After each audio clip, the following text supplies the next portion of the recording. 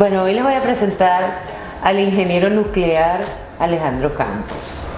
Alejandro, yo no sabía que tú eras ingeniero nuclear, cuéntame eso. Pues sí, chicos, yo estudié en la Santa María, en el núcleo de la Santa María, en el núcleo de la Universidad de Oriente, en el núcleo de DeKalb Community College en Atlanta, en varios núcleos, o sea que yo, y como no me gradué en nada, pues me gradué de ingeniero nuclear.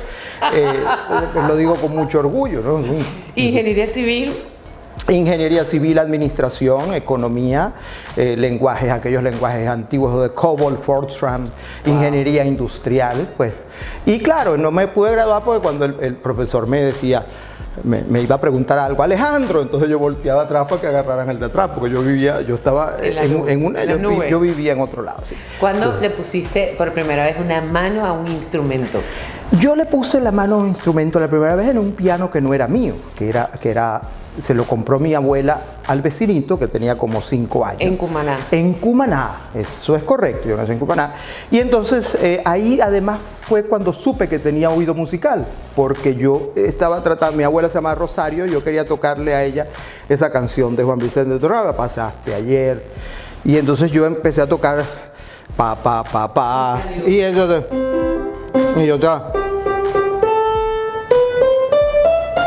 y yo iba hacia arriba y me di cuenta de que había que ir descendente. Entonces yo...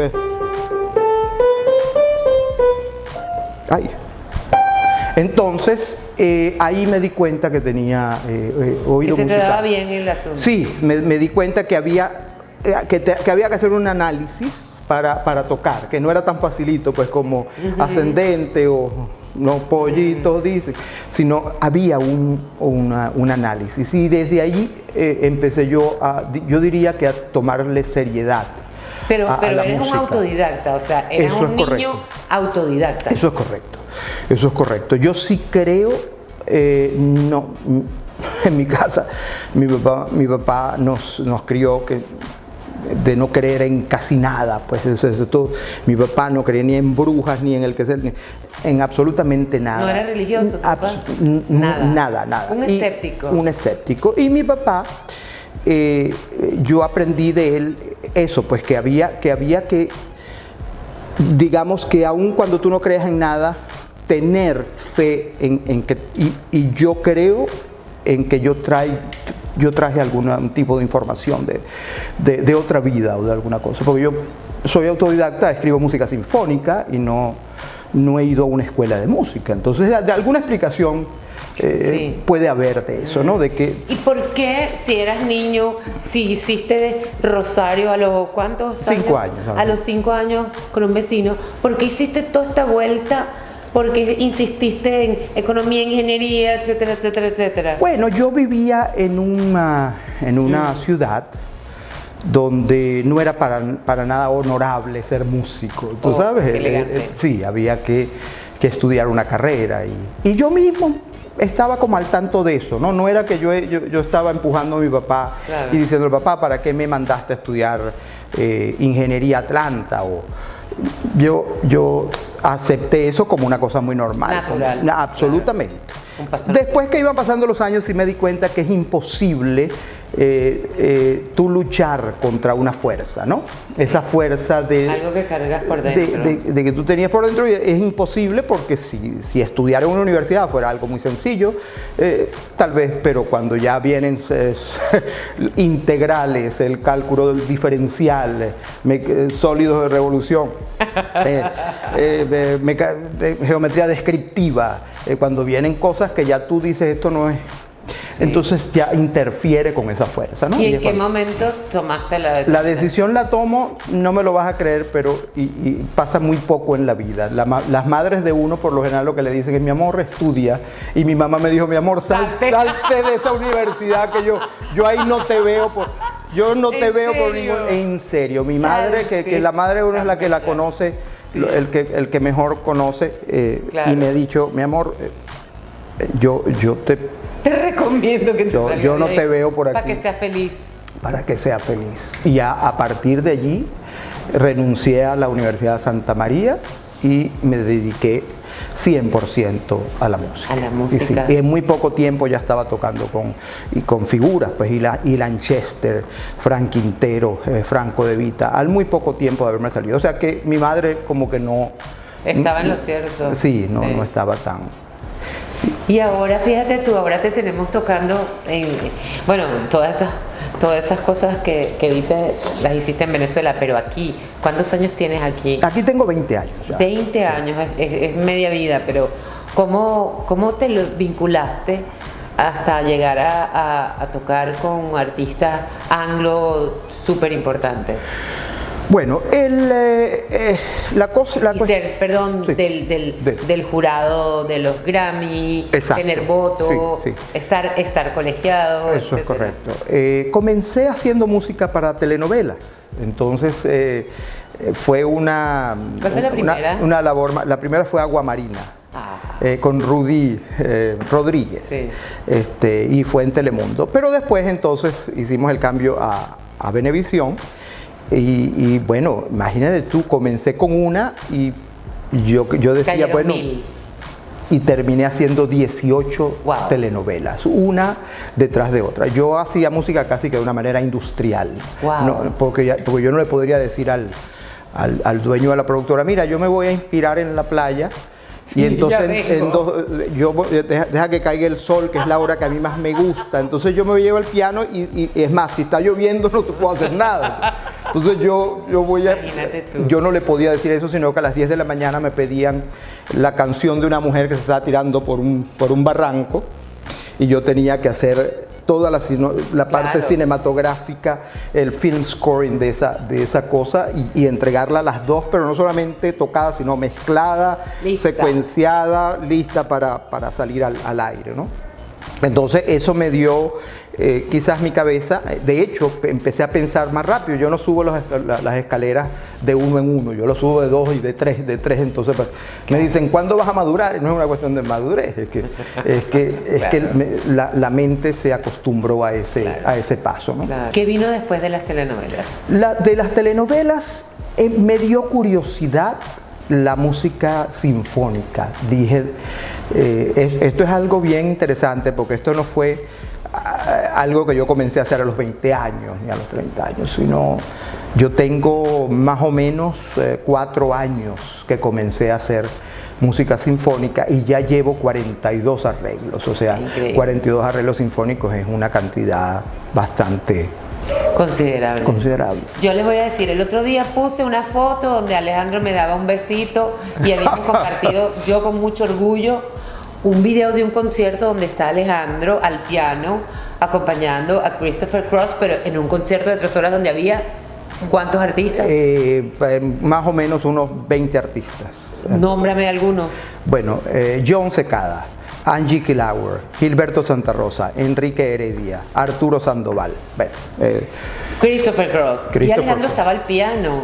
Y yo orgullosísima compartí aquello porque me gusta hacer el ejercicio del niño de 5 años tocando en un piano que no era suyo en Cumaná, al hombre que está sentado haciendo el solo con Christopher Cross. A mí eso me parece el sueño maravilloso. Eso es ¿no? correcto. Y la mejor historia de que todo se puede. Y ese cuento de que eres ingeniero nuclear es maravilloso porque uno no puede negar sus raíces y sus propias condiciones, ¿no? Sí, en la honestidad está, digamos, el camino más claro en tu destino, ¿no? La persona que vive escondiendo, yo no soy ni filósofo ni me gusta dar consejos ni nada, pero el que vive como escondiendo se le hace un poco más difícil Sí. poder lograr porque tú es como que tuvieras, entonces es un libro abierto, pues las personas que me conocen saben.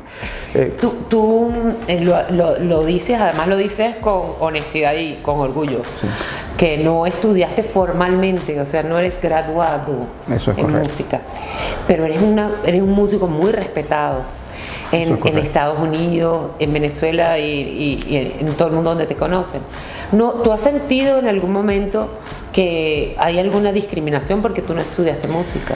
No, Porque no se puede decir que no seas, tú eres músico profesional. eso es correcto. El único problema que me estoy encontrando ahorita y que no es para ahorita, quizás después, va a ser el poder quizás dar clase en una universidad. ¿Cómo te vinculaste con los Grammy? Me vinculé con los Grammys porque me llamó la atención ser votante, poder ayudar a mucha gente que lanza un disco, pero no... Y además poder escuchar. Pero además yo quiero participar, yo me quisiera ganar un Grammy. No, o sea, soy feliz igualito si no me lo gano, porque la felicidad de un músico y el respeto, cuando tú tienes el reconocimiento y el respeto de la gente, eso vale tanto como un premio, ¿no? O sea que, en otras palabras, si me lo gano, gracias a Dios; si no me lo gano, voy a seguir siendo una persona que duerme todas las noches. No necesito ni una pastilla, pues, ¿no? ¿Cómo es esa actividad de ser votante en los Grammy Latinos? Eso es una pregunta muy interesante, porque el Grammy, cuando uno vota, las opciones son muchísimas. Tienes que estudiar, tienes que ver, tienes que estudiar. Entonces el votante tiene que tener una gran honestidad consigo mismo y con toda esa cantidad de artistas que están votando, para poder elegir a la persona que verdaderamente se merece ese premio, ¿no? Entonces es una labor bastante... Desde la nominación incluso. Inclusive desde la nominación. Sí. Es algo que hay que hacerlo bien, porque vale la pena, pues, respaldar y apoyar a esos talentos. ¿Cuál ha sido el concierto más importante para ti, de los que has hecho hasta ahora? El concierto más importante que yo he hecho hasta ahora se llama Venezuela es mucho más, que se hizo en el Bank United, donde participaron Ilan Chester, Paloma San Basilio, Luis Enrique, Elena Burke, Ciudad Garrido. Fue maravilloso porque ese fue un concepto creado en mi estudio, en mi home Nació studio. de tu estudio. En mi estudio. Entonces yo, para poder hacer la convocatoria de los artistas, tenían que venir a la casa. Y entonces yo le decía al cuartico, la gente le dice, vamos a meterlos en el cuartico. Entonces venía Luis Enrique, escuchaba la canción, Alejandro, me encanta, venía Elena Burke, y Alejandro, me encanta, y Lanchester, Alejandro, me gusta. Y entonces, cuando yo veo que todos se sintieron, gracias a Dios, apoyando esa iniciativa, logramos hacer ese espectáculo con la ayuda invalorable de Make Your Own Peace, que es la fundación con la que lo hice, y World Music Group, el señor Samuel Quiroz, que es el que nos ha apoyado en todo este. Mira qué interesante cuando uno te pregunta cuál ha sido el concierto más importante y tú no escoges decir el concierto donde estaba Christopher Cross, John Secada y todos estos artistas que son, digamos, artistas también internacionales, ¿no? Es que es difícil cuando tú me dices escógelo, yo te puedo, pero todos son verdaderamente importantes. En especial de Venezuela es mucho más porque fue, si tú me dices, tú me lo preguntaste para mí y yo te lo voy a... Ese fue el trabajo sinfónico quizás más importante que yo he hecho en mi vida, porque es además trabajar música de Venezuela, hecha en un formato un poco más internacional. Allí no vas a encontrar arpa 4 y maracas, sino es algo realizado como que si un francés está viendo eso, correcto, le va a gustar. Una magia increíble. Eso es correcto. Y entonces tú puedes ver en YouTube el entusiasmo que había allí, era algo que era poderoso, de verdad que no... En la pantalla de YouTube no se ve lo que tú podías sentir cuando estabas allí. A mí me llaman para un concierto que íbamos a hacer en homenaje a los 50 años que los Beatles, la primera vez que visitaron Miami. Yeah. Entonces había que hacer un espectáculo, unos 3 arreglos alusivos a esa música, ¿no? Sinfónicos. Y a mí me llama un productor y conociendo mi experiencia como productor, pero no me llama para que los haga los arreglos. No, me dice, Alejandro, por favor, chico, yo te voy a encomendar, como trabajo, que me busques a un arreglista para que me haga estas 3 canciones. Pues yo dije, déjame ver, chicos, si me paran en este mundo, ¿no? Y yo agarré, hice el arreglo y lo he mandado, y fui aceptado. Wow. Y dije, Dios mío, bueno, sirvo para esto también, ¿no? Claro. Ahí fue el principio de mi... Con los Beatles, ¿te imaginas? Y además con los Beatles, fue algo muy aplaudido además.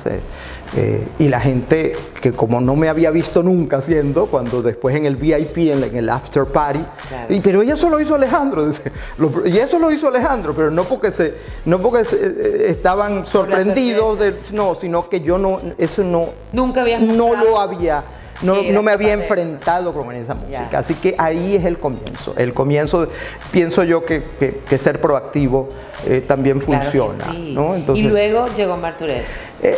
Gracias al maestro Eduardo Marturell, que me ha posicionado como uno de los compositores de la Miami Symphony Orchestra, sí. ¿No? Y yo le agradezco muchísimo que me haya tomado en cuenta para eso.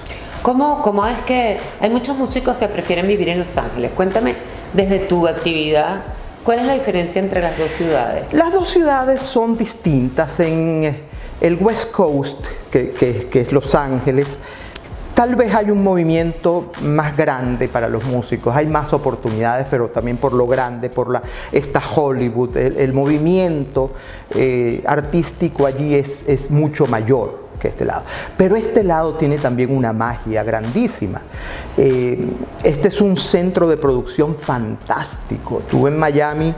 ¿No es más internacional Miami? Miami, yo diría que más internacional desde el punto de vista latino, por su posición geográfica. Tú vives aquí y agarras un avión a Colombia, estás en Colombia y enseguida... O sea, tú vives aquí y tienes un espectro de mucho más facilidad para moverte. Más fácil acceso. Claro. Eso es correcto. El West Coast es maravilloso, también tiene una música. Tú sientes, por ejemplo, el jazz de ese lado es distinto al jazz de este lado, ¿no? Sí. Es una cuestión quizás de gustos. ¿Qué sientes tú o cuál es la imagen que viene a tu cabeza cuando piensas en Cumaná? En lugar de donde... En Cumaná no la olvido nunca porque aunque me fui a los 5 años a Maturín, mis vacaciones eran en Cumaná.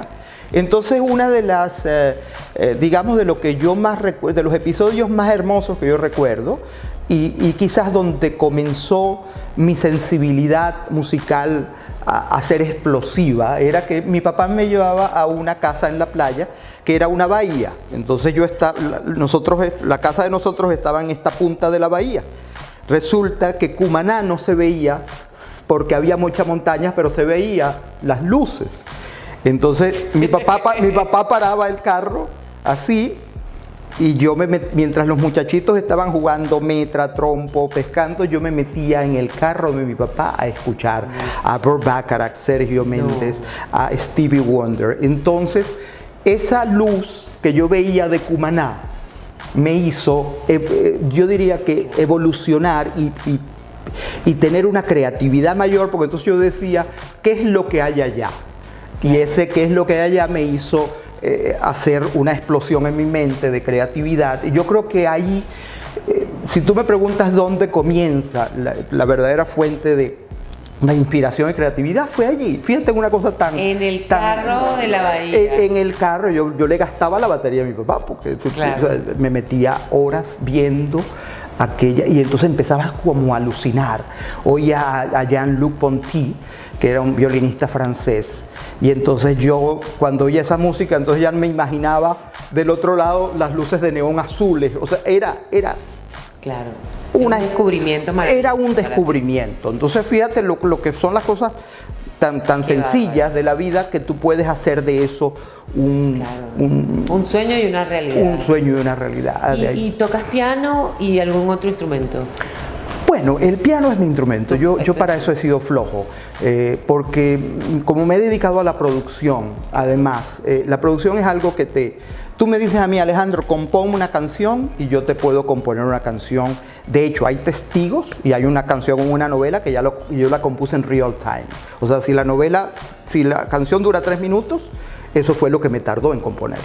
O sea, yo tenía el grabadorcito al lado, compuse la canción y se la mandé al que iba a hacer el guión, la letra, y esa canción salió en una novela que se llama Soñar no cuesta nada, la novela. Así que la cantó A.5 magistralmente. Me encanta. Es un grupo de niños que canta maravilloso. Wow. Pero ya a la hora de producir, ya no te puedo decir que es 5 minutos ni 4 minutos, eso es un trabajo. Eso es un trabajo grandísimo, ¿verdad? Nómbreme algunos artistas que hayas producido aquí en Estados Unidos. Yo he trabajado y producido a Franco De Vita, Chayanne, Paloma San Basilio. He trabajado con mucha gente. ¿Sandoval le has hecho arreglos? A Sandoval le hice, bueno, arreglos le he hecho a Arturo Sandoval, a John Secada, a Enrique Heredia, a Luis Enrique, pues una cantidad. Increíble. Bueno, quiero decirte que estamos súper orgullosos de ti, que te aplaudimos siempre. Muchas gracias. Donde tengamos la oportunidad de verte y de escucharte y de celebrar tu talento. Igualmente, muchas gracias por... ¿Cómo vas a cerrar este año?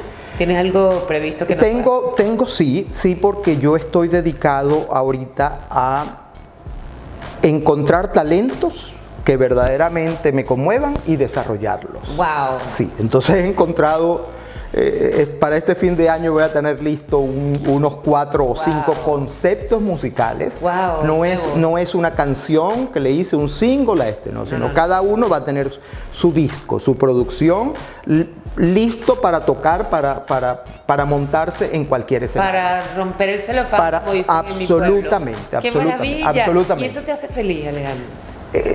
Es una de las cosas que más me hace feliz porque estoy escribiendo lo que me sale. O sea, no es que por encargo no sea feliz, no, sino estás haciendo a un artista y estás...